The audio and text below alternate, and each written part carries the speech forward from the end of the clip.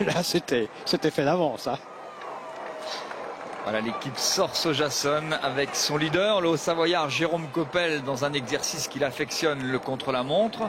Arnaud Coyot souffre du genou depuis là, une année 2011 assez compliquée, n'était pas en forme, il avait été malade avant le Paris-Roubaix où il excelle. Lui qui est originaire du département de l'Oise, c'est un Picard, Arnaud Coyot, qui a porté les couleurs du CC Nogent-sur-Oise. Il y a le plus jeune, je vous l'ai dit, Anthony Delaplace, forcément crispé. Un des plus grands, c'est Laurent Mangel. Équipe très appliquée, managée par Stéphane Hello. Beaucoup de roues libres derrière. Hein.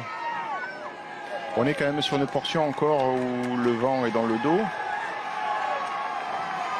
Alors notre dispositif, Laurent Belay sur la moto. Au départ, nous avons Jean-René Godard. À l'arrivée, Nicolas G. On va saluer Jean-René Godard qui est avec un champion de France sans maillot tricolore. Bonjour Jean-René. Oui, bonjour Thierry, bonjour à tous. Mais regardez, ils sont très très sympas véritablement, les gens de chez Quick-Step. Ils nous ont permis d'entrer dans l'ère d'échauffement et de les accompagner pendant cet échauffement. À côté de moi, Sylvain Chavanel. Regardez, on peut l'appeler, sans se tromper, le sourire du Tour de France. Ah ça c'est sûr. Alors Sylvain, comment ça va? Comment ça va après cette première journée qui a été agitée? Ça va très bien. J'ai été pris dans la chute à 2 km, donc il y a eu un barrage devant moi. J'ai fini tranquille l'étape. De toute façon, Gilbert était très fort pour gagner, donc pas de regret. J'ai pas de bobo, c'est le principal. Après une journée comme aujourd'hui, c'est toujours assez spécial. Regardez la tête de mes coéquipiers, tous concentrés. C'est une discipline où il faut rester concentré un maximum parce que faut garder une certaine homogénéité. Voilà. Vous espérez faire un résultat? L'équipe Quick-Step, il y a vous, il y a Jérôme Pinault, il y a Tom Bonnen qui est juste à 2 mètres de nous. Vous espérez faire un résultat? Un résultat dans le top 5, ça sera difficile.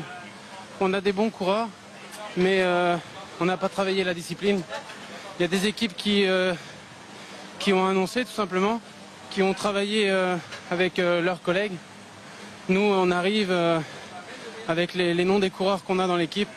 On va essayer de se débrouiller comme ça.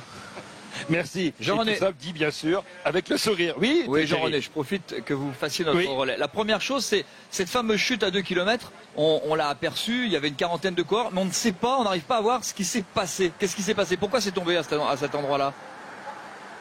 Alors, votre opinion et votre témoignage. Laurent Jalabert et Thierry Adam vous écoutent attentivement parce qu'on est en train d'essayer d'analyser, vous savez, les images d'hier et cette fameuse chute à 2 km. Est-ce que vous avez vu, vous, ce qui s'est passé exactement? Parce que l'image ne le montre pas nettement. En fait, les deux chutes, je n'ai rien vu.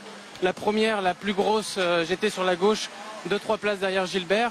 C'est tombé sur la droite, 10-15 places derrière moi. Et après, celle de 2 km, apparemment, c'est Mathieu Goss qui est tombé le premier. Et après, c'est ça empilé comme on connaît, comme un jeu de cartes.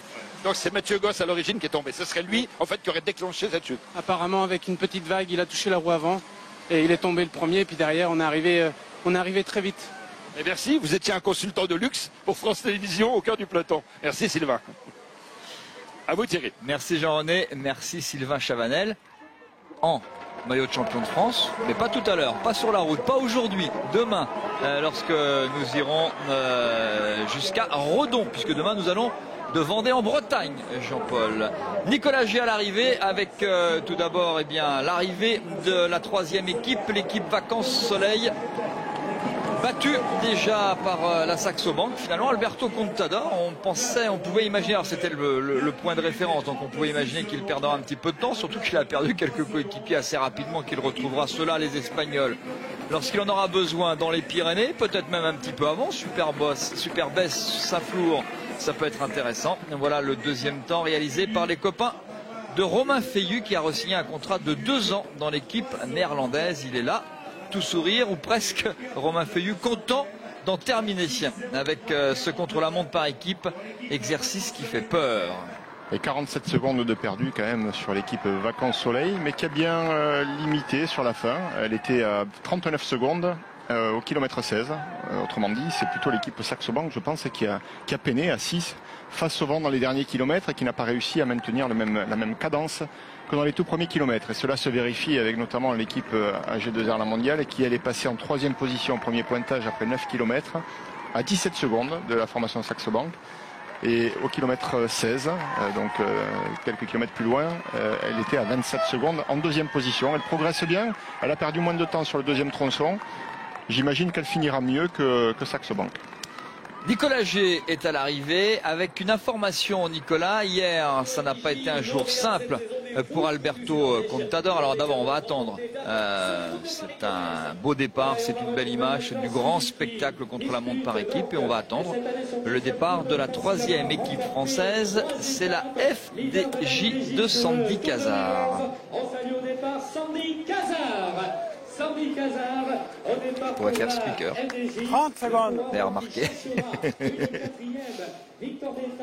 Tout en ambiance. Jérémy Roy échappé.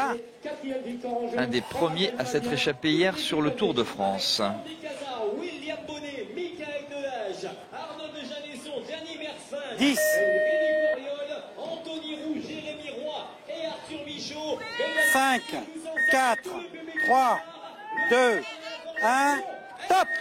C'est parti pour la FDJ avec notamment Rémi Poriol, Jérémy Roy, Arthur Vichot, une équipe, en tout cas son manager, qui a quand même laissé à la maison son sprinter Utarovic. Pierrick Fedrigo n'a pas souhaité être sur le Tour de France, physiquement pas bien, moralement pas trop non plus. On lui souhaite beaucoup de courage et de retrouver son bon coup de pédale, lui qui nous a fait tant rêvé déjà sur le Tour de France par exemple ou au Critérium International l'an dernier, et qui n'est pas venu avec Pierre Rollin, son Canadien, qui avait été victime d'une fracture de la clavicule lors de la dernière étape des 4 jours de Dunkerque. Nicolas G, bonjour. Ce fut dur hier pour Alberto Contador. Circonstances de course. Finalement, ça s'est pas trop mal passé aujourd'hui dans le contre-la-montre par équipe. A priori, en tout cas, le temps pour l'instant est bon. On va voir par rapport à ses principaux adversaires. Mais décidément, la pression n'est pas facile à supporter puisqu'il lui est arrivé une petite aventure à l'arrivée, je crois. Bonjour Nicolas. Bonjour messieurs, nous étions en effet Thierry, il y a environ un quart d'heure auprès du bus d'Alberto Contador pour recueillir ses premières impressions après ce contre-la-montre par équipe, et Alberto Contador a été appelé par les commissaires de l'UCI qui sont venus le voir en lui demandant de les accompagner au départ pour contrôler son vélo de contre-la-montre. On le sait, ces vélos sont toujours contrôlés avant le départ, et on sait aussi que les vélos de l'équipe de Bjarne Riis, il y a eu quelques polémiques l'an dernier, notamment la polémique du moteur autour de Fabian Cancellara. Donc examen du vélo d'Alberto Contador, peut-être une autre contrariété après ce contre-la-montre, même si le contre-la-montre de l'Espagnol s'est très bien passé. L'Espagnol a très bien réagi, les a suivis sans aucune remarque. Oui, je rebondis simplement sur ce que dit Nicolas. C'est tout à fait normal, et l'année passée sur le Tour de France, tous les jours, il y avait contrôle des machines pour quelques coureurs de façon aléatoire. Donc Contador, sur un contre-la-montre par équipe, c'est plus compliqué.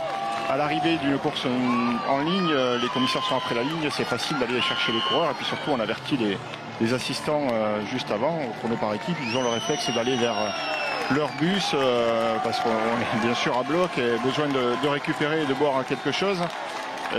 Voilà, donc contrôle de la machine, contrôle du bonhomme, tout cela est normal dans le milieu cycliste.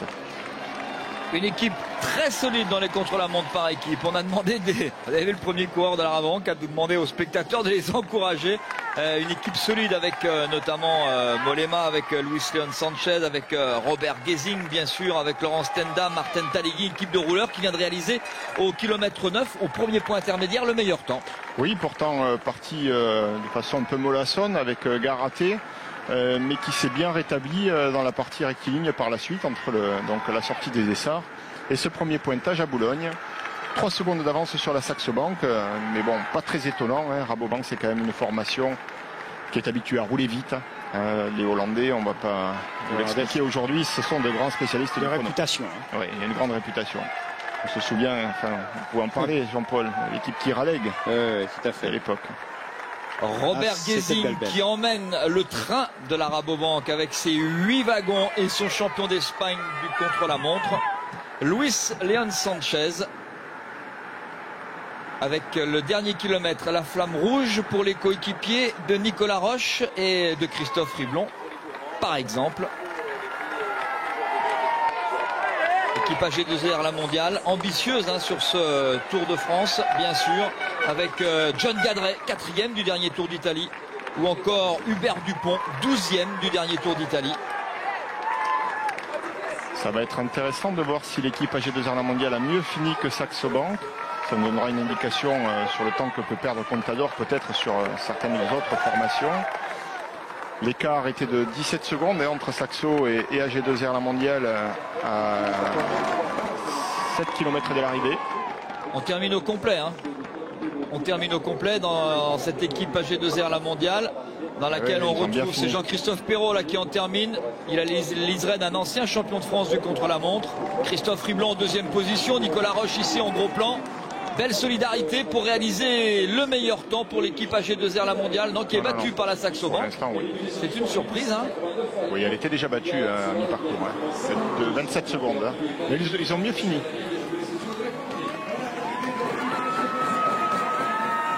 Voilà, 25-41, c'est quand même 25 secondes de retard, 25-59, presque 26 secondes de retard sur la Saxo Bank. Ils ont repris 2 secondes à Saxo Bank dans les 7 derniers kilomètres. Ils en ont perdu 27 en 16 km, ils en ont repris 2 en 7 km. Alberto va peut-être retrouver le sourire. On verra ça juste après avoir tourné une page de pub.